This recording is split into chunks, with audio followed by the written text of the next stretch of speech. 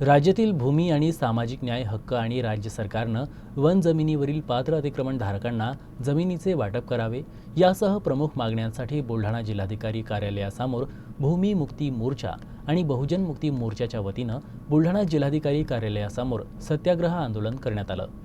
राज्यातील दलित आदिवासी मागासवर्गीयांच्या गेले 40 वर्षापासूनच्या भूमिरांच्या भूमी हक्क सामाजिक न्याय आणि त्यांचे 100% कर्जमुक्तीचा भूमी मुक्ती मोर्चा आणि बहुजन मुक्ती मोर्चा संयुक्त संघटनेच्या वतीने लढा सुरू आहे।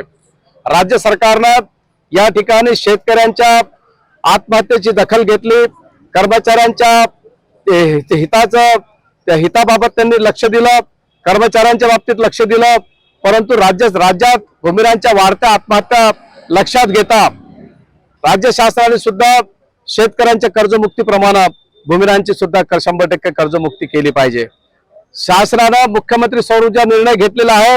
आमच्या सरकारला एकच सांगणं आहे की सौर ऊर्जेच्या निमित्ताने सरकारने घेतलेला निर्णय हा स्वागतार्ह जरी असला तरी 1990 पूर्वीच्या ज्या लोकांची राज्यभरातल्या महसूल जमिनीवर अतिक्रमण आहेत अशा अतिक्रमण वगळता इतरत्र शासनाने सौर ऊर्जेचा प्रकल्प त्यावर राबवण्यात यावा।